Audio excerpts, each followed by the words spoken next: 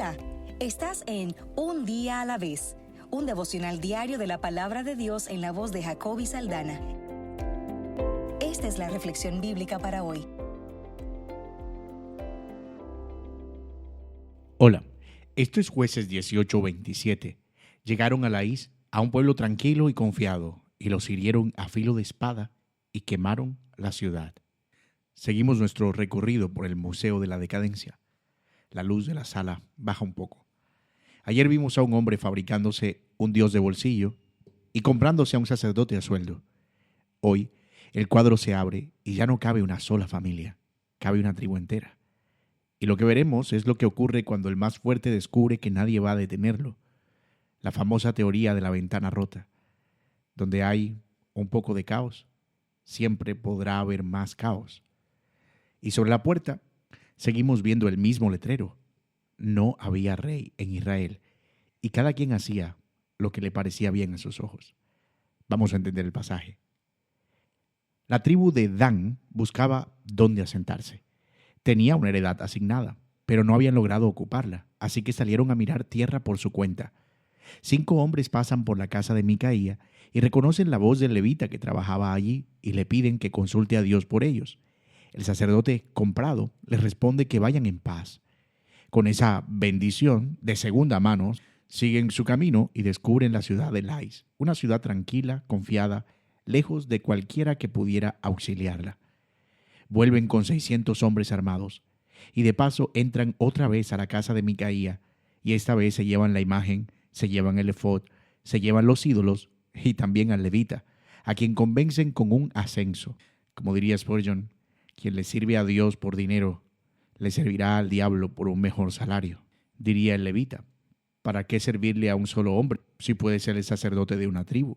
Micaía sale para reclamar lo suyo y le responden que se calle, que baje la voz si no quiere perder la vida y la casa entera. El hombre se da vuelta y se vuelve con las manos vacías porque no hay rey, no hay ley, no hay a quien reclamar, no hay juez ante quien apelar.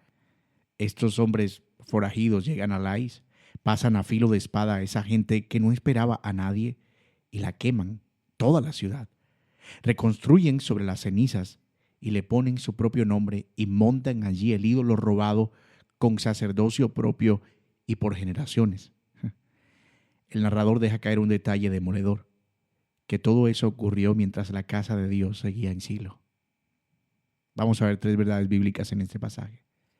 Verdad número 1. Sin la ley de Dios, el fuerte se queda con lo que quiere. Mira cómo termina el pleito entre Micaía y los de Dan. No hubo juicio, no hubo testigos, no hubo autoridad, nadie medió.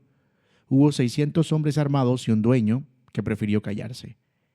Cuando desaparece una norma que está por encima de todos, lo único que queda es medir fuerzas y el que tiene más se queda con lo ajeno. Dios había dicho, no robarás, y ese mandato protege algo que Él mismo estableció desde el principio, que el hombre trabaje con el sudor de su frente y disfrute del fruto de sus manos, la propiedad privada. Un filósofo inglés, John Locke, lo dijo siglos después, que aquello en lo que un hombre invierte su trabajo pasa a ser suyo por derecho natural. Pero fíjate de dónde viene esa idea, porque no la produjo el ingenio humano, viene de la ley de Dios, esa ley que Él escribió en nuestros corazones. Donde Dios y su ley se van, no llega más libertad, sino que llega el atajo al robo y a la anarquía. Verdad número 2. Los primeros en pagar son los que no pueden defenderse. Lais, como ya vimos, era un pueblo tranquilo y confiado, que vivían sin sospechar de nadie, y estaba lejos de quien pudiera venir a socorrerlos. No provocó nada, no puso resistencia, y fue borrado del mapa en una tarde. Cuando un pueblo olvida a su Dios, el más fuerte se sale con la suya, y la cuenta siempre la pagan los mismos, los que no tienen con qué defenderse ni a quién llamar. Eso vale para cada época, y también para la nuestra. Mira a quién le toca perder cuando la ley se vuelve elástica y verás el estado espiritual de una sociedad. Y mire también a quién estás defendiendo tú, porque el Dios que anotó a Lais en su libro sigue mirando a los que nadie mira. Y verdad número 3.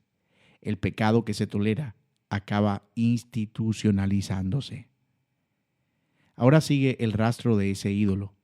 Empezó como el capricho de un hombre en su casa, con plata robada, y un capítulo después está montado en el centro de una ciudad con nombre nuevo, con sacerdotes de oficio y con una descendencia asegurada por generaciones. El pecado ya no vivía en el patio de una familia, sino en la plaza de un pueblo, con dirección, con altar y con una nómina. Así crece siempre lo que dejamos pasar, porque lo que hoy se tolera mañana se organiza, y lo que se organiza se hereda.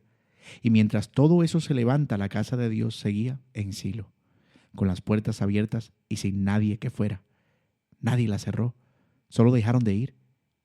Ahí está el hueco del cuadro otra vez, cada uno haciendo lo que le parece, con el trono vacío. Reflexionemos en esto. Cuando nadie reina de verdad, el que tiene la espada dicta la ley y siempre la va a dictar a su favor. Señor, gracias porque tú eres el Dios justo que reinas con justicia y que no tuerces con la fuerza de nadie. Reconocemos que somos capaces de justificar lo que tomamos, de callar cuando el fuerte abusa y de dejar de crecer pecados pequeños hasta que se vuelven costumbre y hasta institución. Señor, perdón. Danos amor por tu ley y valor para defender a los que no pueden defenderse solos. Y gracias porque en Cristo tenemos al Rey que en lugar de arrasar a los débiles, dio su vida por ellos. En el nombre de Cristo. Amén. Lecturas del plan para hoy: Jueces 18, Hechos 22, Jeremías 32 y Salmos 1 y 2. Un día a la vez es una producción de Iglesia Bíblica Soberana Gracia en Santa Marta, Colombia. Para más información sobre este y otros recursos visita ibsoberanagracia.com.